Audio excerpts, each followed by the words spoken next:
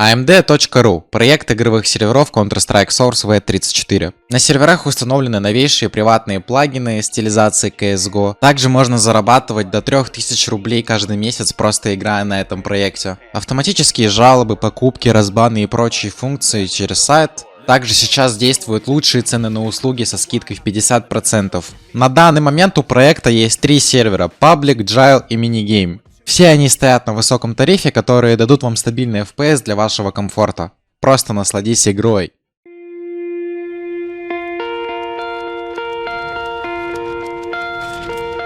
My father came from Japan in 1905. He was 15 when he immigrated from Japan. He worked until he was able to actually build a store. Let me tell you a story in the form of a dream. I don't know why I have to tell it, but I know what it means. Close your eyes, just picture the scene as I paint it for you. It was World War II when this man named Kenji woke up. Ken was not a soldier. He was just a man with a family who owned a store in LA. That day, he crawled out of bed like he always did, bacon and eggs with wife and kids. He lived on the second floor of a little store he ran. He moved to LA from Japan, they called him immigrant. In Japanese, he'd say he was called Issei. That meant first generation in the United States, when everybody was afraid of the Germans, afraid of the Japs, but most of all afraid of a homeland attack. And that morning, Ken went out on the doormat. His world went black, cause right there, front page news, 3 weeks before 1942, Pearl Harbor's been bombed and the Japs are coming. Pictures of soldiers dying and running. Ken knew what it would lead to, just like he guessed. The president said the evil Japanese in our home country would be locked away. They gave Ken a couple of days to get his whole life packed in 2 bags. Just 2 bags, couldn't even pack his clothes. Some folks didn't even have a suitcase to pack anything in, so 2 trash bags is all he gave them. And when the kids asked Mom, where are we going? Nobody even knew what to say to them. Ken didn't want to lie, he said the US is looking for spies, so we have to live in a place called Manzanar, where a lot of Japanese people are. Stop it, don't look at me. You don't wanna get the soldiers wondering if you're gonna run or not, cause if you run then you might get shot. Other than that, try not to think about it. Try not to worry about it being so crowded, cause someday we'll get out. Someday. Yeah, soon as war broke out, so the FBI came and they just come to the house and you have to come. All the Japanese have to go. They took Mr. Need and people didn't understand why they had to take him because he was an innocent laborer. So now they're in a town with soldiers surrounding them. Every day, every night, down at them. From watchtowers up on the wall, Ken couldn't really hate them at all. They were just doing the job and he wasn't gonna make any problems. He had a little garden, vegetables and fruits that he gave to the troops in a basket his wife made. But in the back of his mind, he wanted his family's life saved.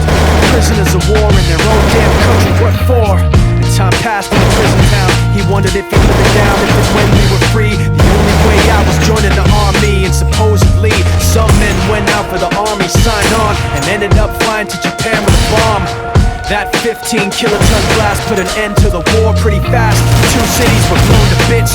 The end of the war came quick, and Ken got out with big hopes of a normal life with his kids and his wife. But then they got back to their home, and what they saw made him feel so alone. These people had trashed every room, smashed in the windows and bashed in the doors, written on the walls and the floor, Japs not welcome anymore. And Kenji dropped both of his bags at his sides and just stood outside. He looked at his wife without words to say. She looked back at him, wiping tears away, and said, someday we'll be okay, someday.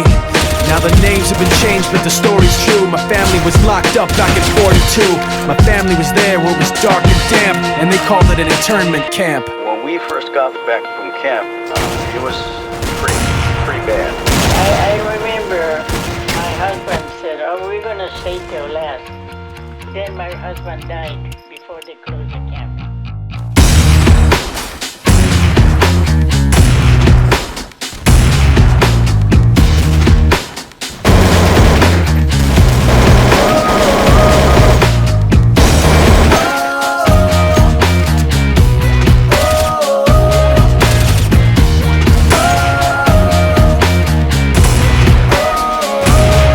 Friend named Victor, the 2 of us used to hang every single day, and it seemed like overnight that his whole life just changed. I know when his mom and dad broke up, it didn't make sense, but I know that his dad was a drunk and he gambled away the rent. Pretty soon Vic was seeing red, pissed off, but instead he passed out. Then he'd do it all again, the whole time. Smiling on the outside to cover the pain, but on the inside, all he was trying to do was get away.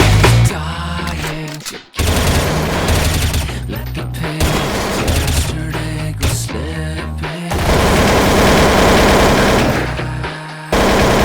Yo, funny how things change color then fade to another shade. When you had it made, it was all good, but now look, just another day. It was so fresh, it was so clean, now it's all gone. 1, 2, 3, lights out, which way to turn? Can't get a grip, all alone in a big white house. Every day gets worse, and you just curse till your head bursts, and it hurts so bad. She left like it's up, I should've thought of that one first. No family, no kids, can't accept what you did. Now you wanna run away, but you can't, cause the past comes back again. Slipping through the cracks, sip a little jack, go to bed, half dead. What about rent? Why does every cent gotta be a bet? When's it gonna end? Oh my God, we don't got a penny left. My mom's gotta find a way to get a job. Out of debt, out of dodge, out of breath, out of this big problem. My pops wanna get away from the pain in a better place in his